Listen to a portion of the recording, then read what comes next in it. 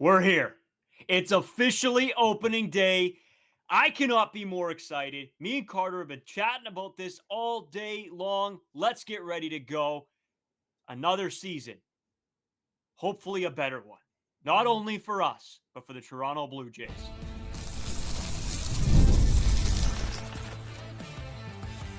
You are Locked On Blue Jays, your daily Toronto Blue Jays podcast. Part of the Locked On Podcast Network, your team every day. Welcome back to Locked On Blue Jays. Thank you for making Locked On Blue Jays your first listen every day. We are free and available wherever you get your podcasts and on YouTube. Part of the Locked On Podcast Network, your team every day. I'm Braden Iwasco. He's Carter First. You can find us on Twitter, Braden5 Iwasco, Carter First too. Make sure you guys do go over to the Twitter. I'm going to be tweeting all day. Make sure you guys go follow us on there because I am going to be very active as well on Instagram and TikTok. You guys can follow us at Locked On Blue Jays as well. If you're new here to YouTube or you're listening anywhere else, go to the YouTube page, hit that subscribe button. It does help us out. You guys get your podcasts, your shorts, your live streams, your videos. It's all free. You might as well go drop a follow on there. And then Discord link is down in the description. I am just so ready to go. You know what? All the formalities and stuff out of the way. It's opening day. We are here. It is finally the day. After what feels like an eternity of waiting, it is opening day in the MLB. Baseball's back. I just feel like life is better when baseball is around. Carter, before we really dive into what we have to talk about today, of course, with opening day and everything around it, and then the craziness that is possibly, I don't know, another Vladimir Guerrero Jr. situation. Let's, first of all, how do you feel? It's opening day. How excited are you? Oh, it feels like just yesterday we were watching the Toronto Blue Jays in September where there was meaningless baseball. We were getting excited about Will Wagner, Joey Loperfido, really just kind of fake getting excited because we were not really enjoying ourselves whatsoever. We've gone through a lot this offseason, a lot of ups, even more downs, a lot of podium finishes in the free agency. But now we are here. We have a competitive team. I'm not going to say they're going to be the greatest team of all time, but they do have a chance to make the playoffs. This is the only time of the year that I want to say 25 baseball teams. That might be a little bit generous, but a lot of teams think they're in it right now. And by 2 weeks from now, a lot of those teams won't think so. In 2 months from now, it's going to be an even shorter race. One of the best times of the year. Obviously, everyone is still involved, and just expectations can be as high as the sky, or they can be all the way in the ground. So it's a great time of year, obviously, and it's a great time to have Toronto Blue Jays baseball back. But who would have thought we're starting out opening day and we're already talking about Vladimir Guerrero Jr. and the contract? Yeah, man, we got to talk about it. Just before we get into this, I've seen a lot of pessimism. Good one. Thank you. Around the entire season as a whole, not just the Vladimir Guerrero Jr. situation, but everything as a whole. It's opening day. I am right now leaving the pessimism behind. I am going fully. I am optimistic. Everything is optimistic after I talk about this next segment, because we have to get into it. Everything beyond that, I will be Blue Jays hurrah the rest of the time until this team sucks, which I hope they never do again. But in saying that, let's start out with something that I might have to be a little bit of a negative Nelly about. This was tweeted from Mike Rodriguez. According to my sources, Toronto and Vladimir Guerrero Jr. are doing everything they can to reach an agreement before opening day. They were in discussion today, which would have been yesterday. And my sources say that they were talking about more than 550 for around 14 to 15 years.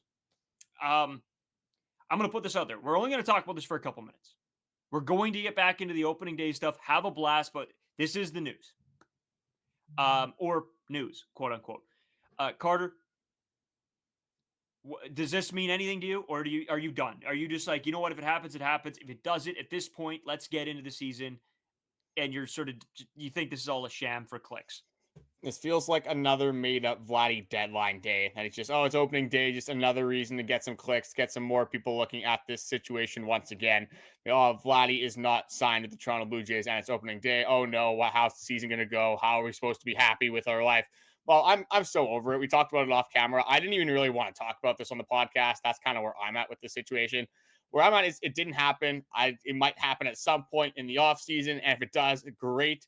If it doesn't, obviously you're going to have to test it in free agency. I've always wanted Vladdy here. I've always been on that stance. I do have a number out there that I think is an overpay for Vladimir Guerrero Jr., but at the end of the day, not our money. But again, we want to be excited about the season, and with this Vladdy stuff, with this Vladdy narrative, for this being a distraction, contract extension, yada, yada, yada, that's been going on for just way too long, in my opinion, and really over kind of clouding the excitement that you build in spring training and to start the regular season. I'm just going to kind of leave that to the wayside and focus on the actual baseball being played. Yeah, I'm going to give a little bit of a take here, and then we can just move on because I'm done.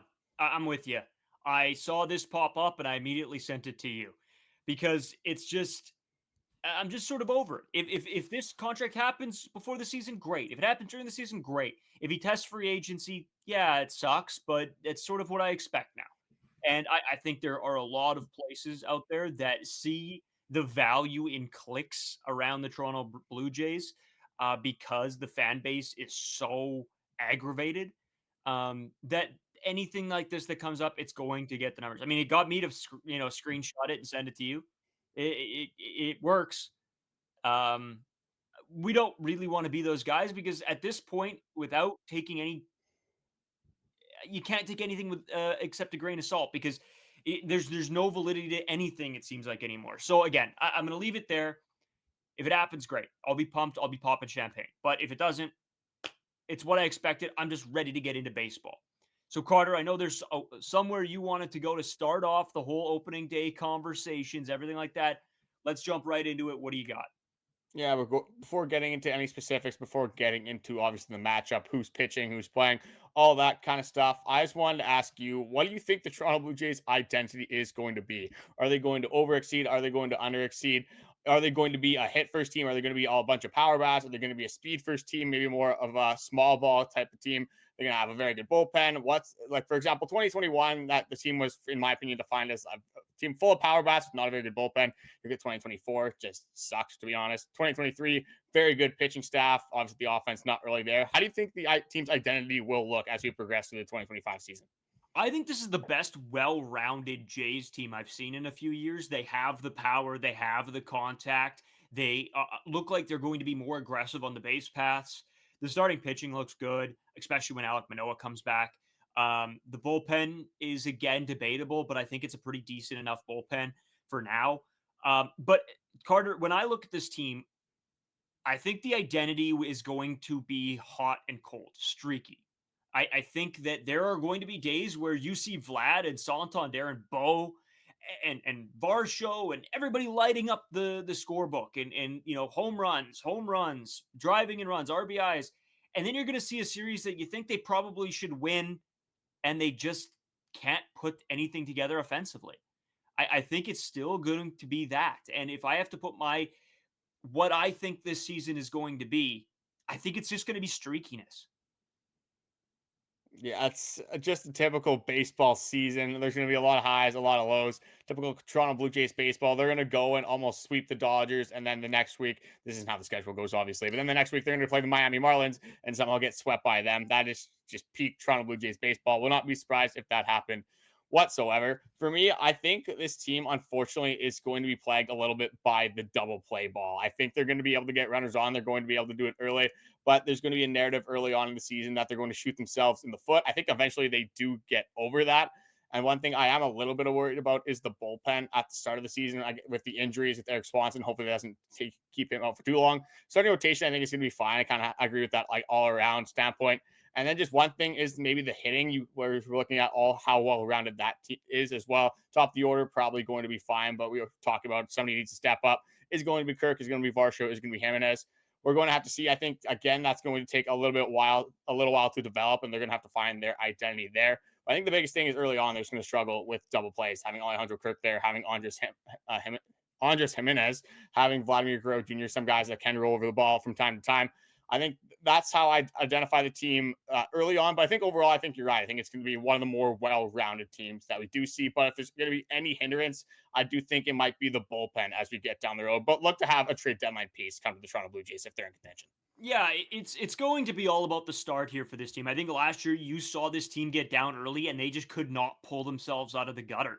And that was a big problem. I think we need to see a very prominent hot start for this team to be successful. Otherwise, I think the narrative that this team isn't built to make a playoff run really starts to creep into these guys' head. And I think that was a little bit of what happened last year. The injuries piled up. They didn't get off to the best start. Their all-star players weren't being all-stars.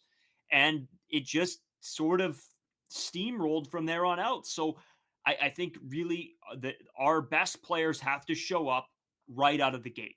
And I believe they will. I think that this is going to be a very different season from last year. Will it be? Will they go on some playoff run? I don't know.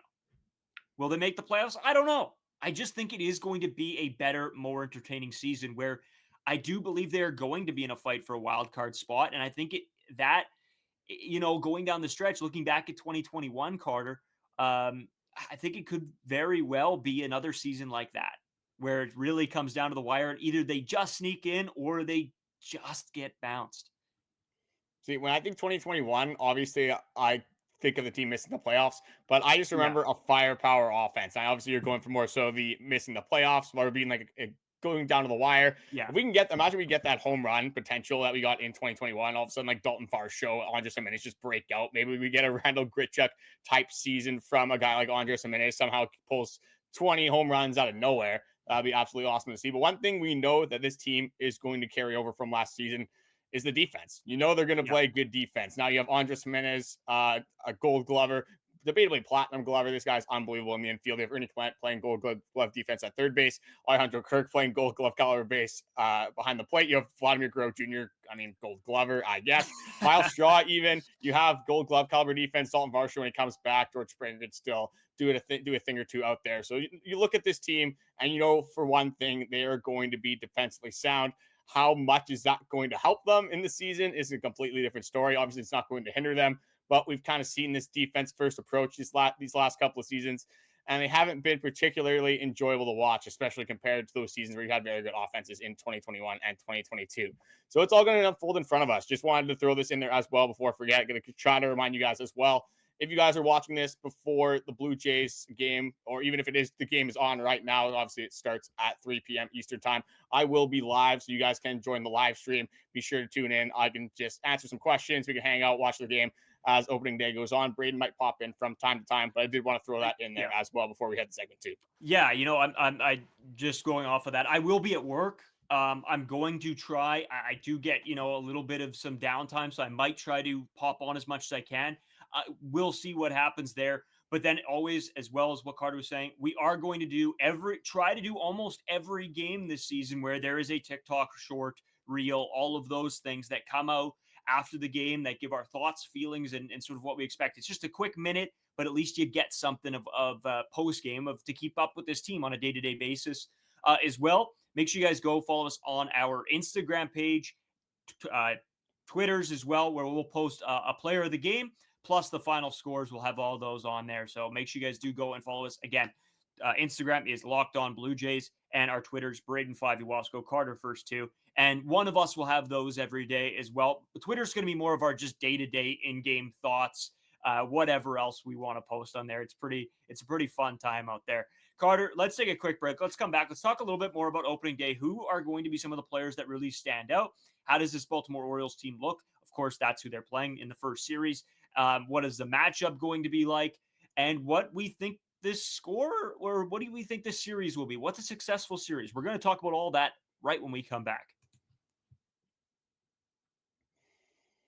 Today's episode is sponsored by Prize Picks. Baseball season is in full swing, and there's no better way to get on the action than with Prize Picks. Best place to play daily fantasy sports. With Prize Picks, you can pick more than or less than on at least 2 player stat projections, and if you're right, you can win up to 1,000 times your cash. Whether it's strikeouts, RBIs, or first inning runs, Prize Picks keeps every game exciting.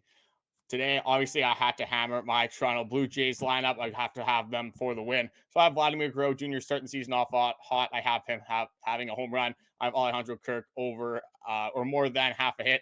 I also have Jose Berrios getting the win. You got to hammer the Blue Jays opening day because the way the Toronto Blue Jays have played on opening day has been a recipe for success in the betting world for the last couple of years. You can download the app today and use code LOCKEDONMLB to get $50 instantly after you play your first dollar lineup. That's code LOCKEDONMLB for $50 instantly after you play your first $5 lineup. Prize Picks. Run your game.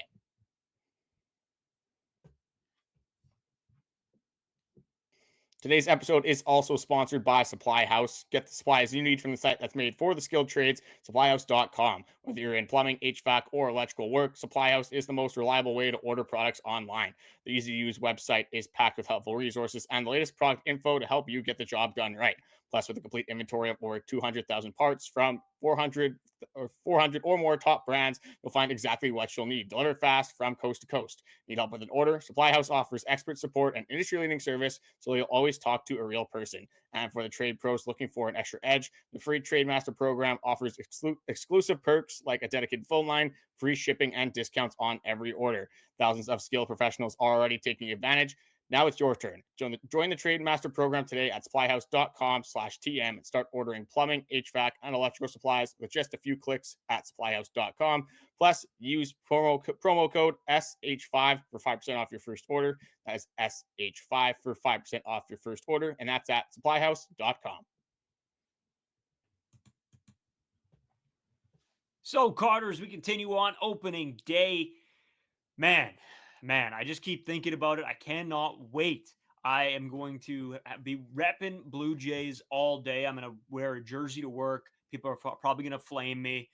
It's fine. We're here. I'm so ready.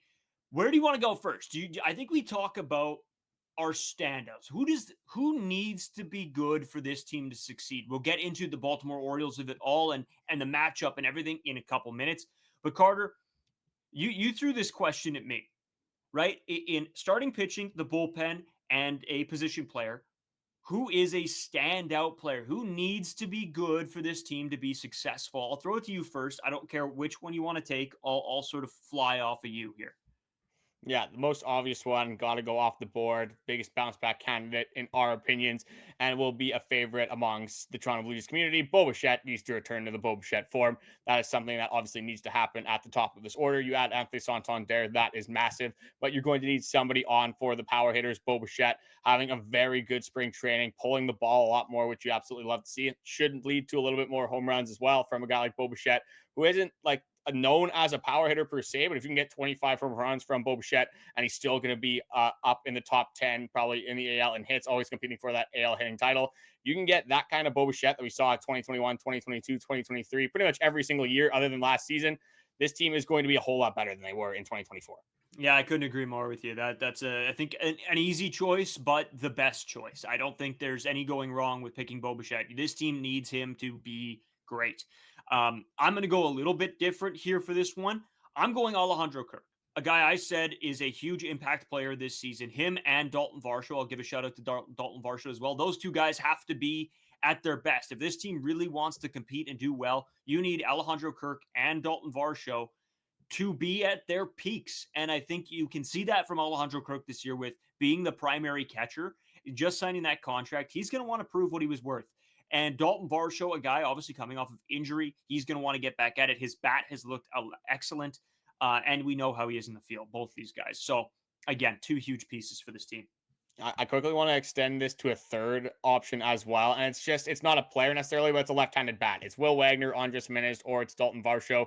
Kind of the same idea with Alejandro Kirk. This team has been looking for a left-handed bat for a few years now. No one's really stood out. This team needs a number 2 hitter or a leadoff hitter. That is well known as well. Bichette probably going to lead off to start opening day. We'll find out, obviously, as this podcast is aired. But there is some flexibility at the top of that order. Lefty would be nice, obviously, up there. If you get the Andrus Gimenez numbers from 2022, that'd be very nice. But again, ideally, it's a lefty at the top of the order. So you do get that difference between all those righties that you do have up there. Anthony Santander does make that situation better now, but I think it's still ideal to have a left-handed bat somewhere at the top of that order. Hopefully it's an Andrus Gimenez or Daulton Varsho bounce back. This team offense, or this team's offense provides or produces like it did in 2022. Toronto Blue Jays are going to be a very fun baseball team to watch. Daulton Varsho, one of his best years, 2022. Kirk, 2022. Andrus Gimenez, 2022. George Springer, again, you're not really expecting that. But there's a lot of ways this Toronto Blue Jays team can be good, and it all starts offensively. Kind of want to slide it over to the starting pitchers now. I'll throw it over to you for this one. Who's one starting pitcher that needs to perform better than expectations, or it's just really important to this team's success there this upcoming season. Yeah, I mean, obviously you could go with guys, your Kevin Gausman, your Jose Berrios, but really there's two big options and two guys you need to be huge. So I'm going to take one of them. I'm going Bowden Francis. This guy is slotted in as your number 4, or, and some people they're number 5, but realistically, probably your number 4 because you're not sure exactly what you're going to get out of Max Scherzer. Bowden Francis needs to be good. Doesn't need to be end of last season good. He just needs to be good. He can't go out there and throw duds. And I don't know what to expect from him. I think he can be really good. I just don't know. We're talking about the streakiness early. I feel like we might see streakiness from Bowden Francis, and that's a little bit what worries me. You need Bowden Francis to be consistently decent enough. That is really all I'm asking for Bowden Francis. And I think that's a low ask because I think we've seen how effective he can be. I think he's just really integral to this team moving from a okay team to a good team. Yeah, I think that's a great take. I think if it's either Max Scherzer or Bowden Francis, one of those two is going to need to step up, be a productive pitcher at the bottom of that starting rotation. Either or, they're going to do the same thing. Ideally, it's Bowden because of age, but again, just someone down there. I'm a big Bowden guy. Someone's going to need to step up, kind of the same idea as this middle of the order.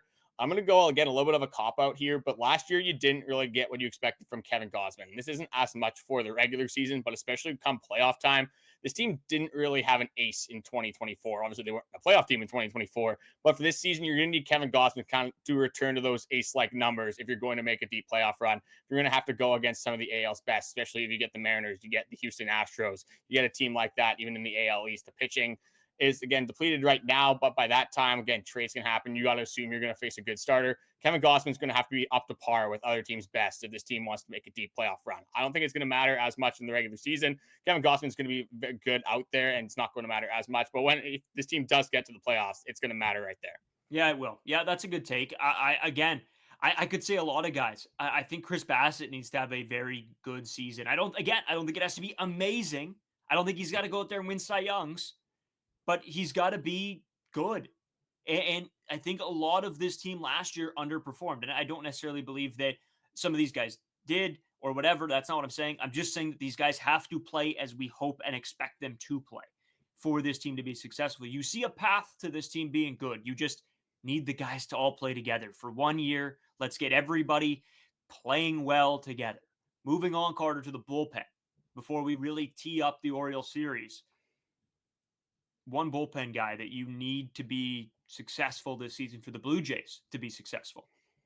I'm not going to go too much into this one, but I'm going to have it as Yimi Garcia. I think if Yimi Garcia is good, takes a ton of pressure off of Jeff Hoffman, really cements that back end of your bullpen. I think Yimi Garcia is going to be a guy that they usually have as a setup guy, but going to be in a bunch of different situations, especially with Erik Swanson out. If there's a high leverage situation in the 5th inning, this might be a Yimi Garcia situation. High leverage is going away from that 8th inning guy to more so just where can teams hurt you where can teams hurt you the most in specific instances in a game? So if it's the 5th inning, the 6th inning, the 7th inning, I think Yimi Garcia being good is going to help this bullpen immensely, especially with an Erik Swanson injury early on. Yeah, I like that take too. That's probably where I was going to go. And if I wasn't going to go him, I think you have to make the conversation of, I'll give you either or. Chad Green or Erik Swanson. One of those two guys have to perform like at their best. We need one of those two guys, if not both of those guys, to be exceptionally good. Because otherwise, this bullpen looks a little bit lacking. So I think a lot of the weight here falls on those, I'll say, top 4 guys in the bullpen this year. Because, we're not saying every bullpen has its weak lengths. It's not every bullpen is from top to bottom unbelievable. But again, I'm going to keep saying this. Your best guys need to be your best guys. At the end of the day, you look at Yimi Garcia, Chad Green, Jeff Hoffman, and Erik Swanson. Those 4 guys have to be good. Yeah, with Erik Swanson being out early on, that kind of takes away all the flexibility that you did have. You have one more guy that kind of performs under expectations. Might not be a fun season in the 7th, 8th, and 9th inning. But again, opening day is here. We can only be optimistic right now. We haven't seen any baseball being played other than the meaningless baseball, especially now after spring training has passed. So now it's just we gotta be optimistic about the Toronto Blue Jays. Got to be optimistic about this team. You have 1 year of certainty left. You have Bichette right now. You're going to have Vladimir Guerrero Jr. right now. You have Chris Bassitt. You can go through the roster, but you have this team together right now. It's time to put up or shut up. There's no more time to wait. The season is here. Baltimore Orioles for a 4-game set, and a little bit of luck on the Toronto Blue Jays side from the injury front. Again, you never want to prey on injuries, but the Baltimore Orioles getting hit by the injury bug very early on. We're going to go over the starting pitching matchup, how the lineup shape up, and just what a successful series looks like, how many games that we want the Toronto Blue Jays to win against the Baltimore Orioles early on. We're going to get into all that coming up. Today's episode is sponsored by Wonderful Pistachios. Looking for a snack that's both delicious and nutritious? Crack into a good source of protein with Wonderful Pistachios. Wonderful Pistachios is one of the highest protein nuts. Each 1 ounce serving has 6 grams of protein, giving you over 10% of your daily value. Plus, they're packed with fiber and better for you unsaturated fats to help you keep feeling fuller longer. Personally, I love the no shells variety. It's a perfect grab and go snack for the busy days. Recently, I've actually started to keep Wonderful Pistachios in my car. So whether I'm driving around with some of my friends, usually it's Braden, I have snacks for my buddies now because everyone's always hungry when they get into my vehicle. I just hand them a bag of Wonderful Pistachios, and it makes the drive a lot more calming on my nerves. I don't have to hear the boys, yapping in the back of my car. They got Wonderful Pistachios to tide them over.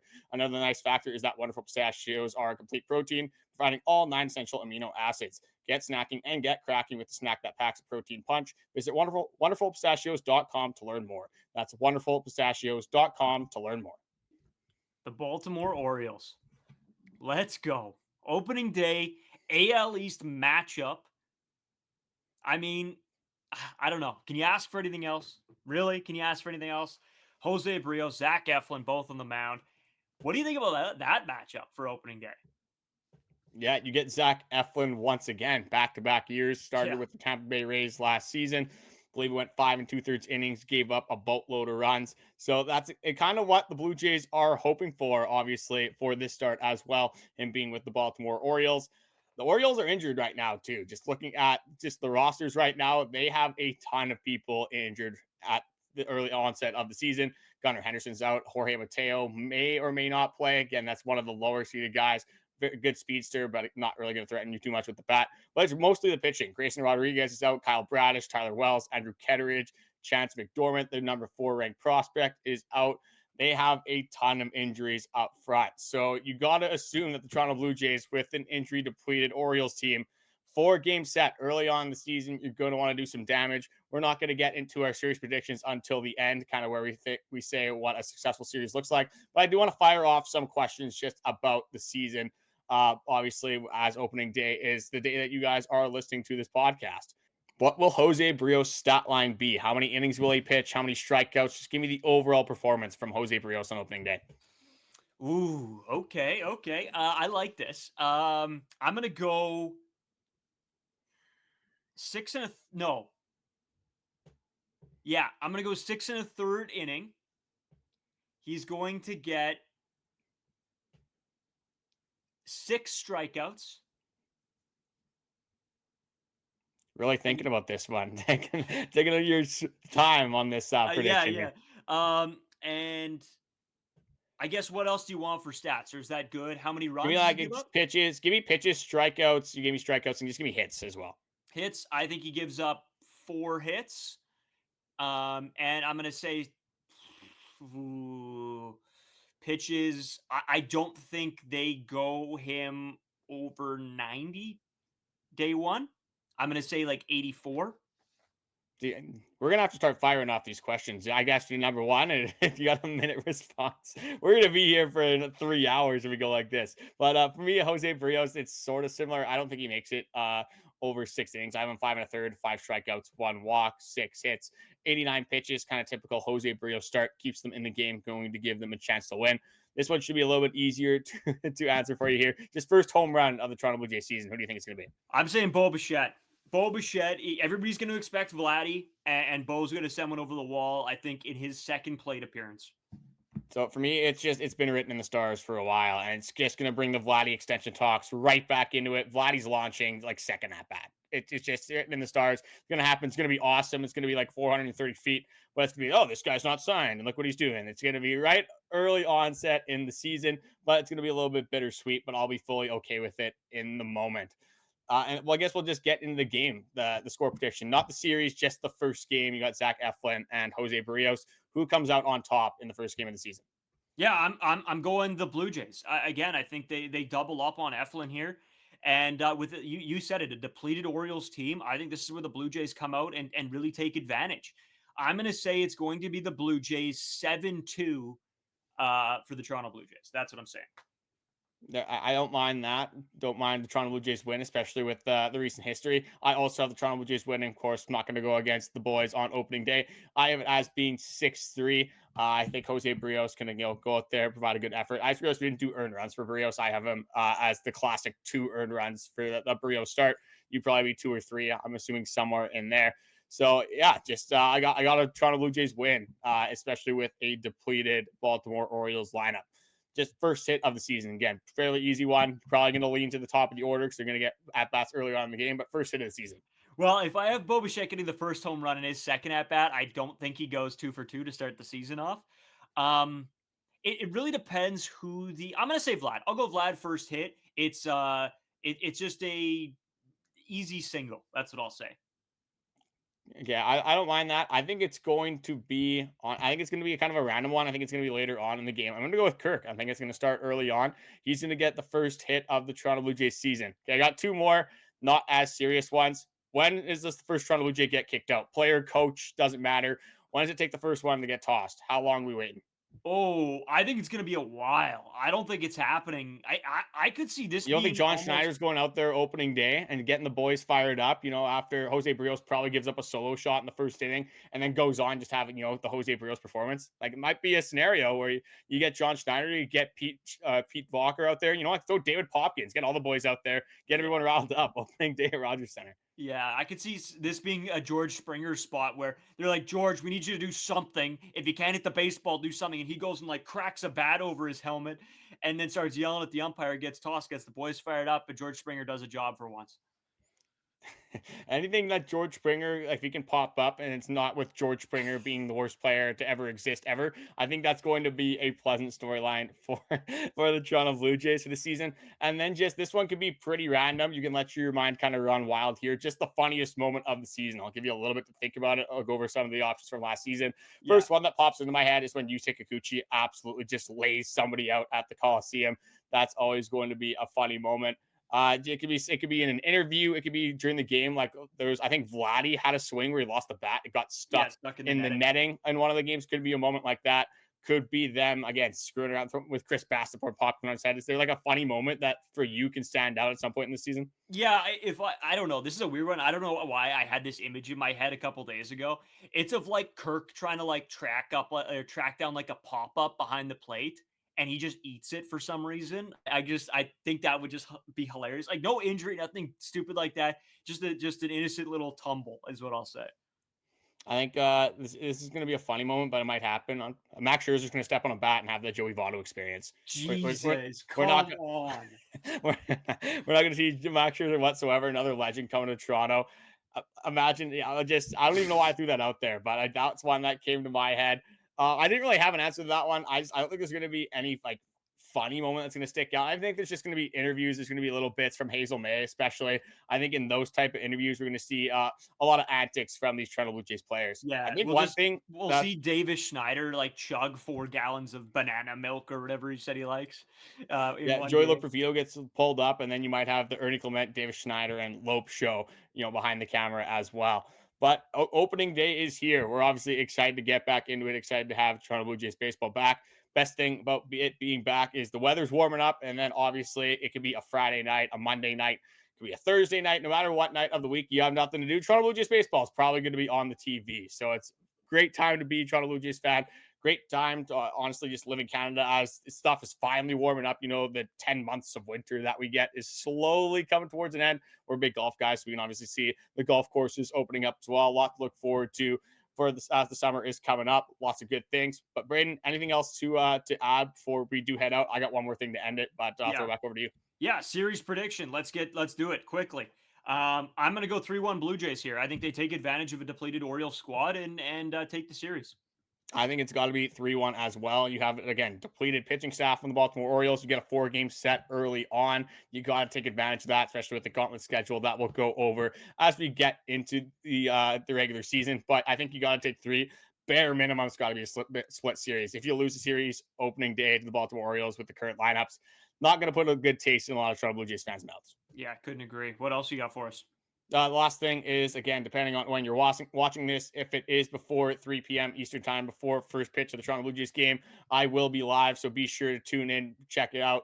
Come hang out with me. Braden will be popping in and out there as well. Be excited to watch Toronto Blue Jays hopefully get that opening day win. If it is during the game, if it's during, again, like an hour after, just be sure to check in. I'd say up to 2.5 hours after opening day. Things normally get delayed. So the game should be on a little bit later than normal. So just be sure to check in. Should be live and just be excited to have baseball back on and just get to talk to some of you guys during the live stream. Other than that, thank you guys for watching, and we'll be back with shorts, live streams, obviously, and then hopefully a lot of game recaps coming to you guys as well.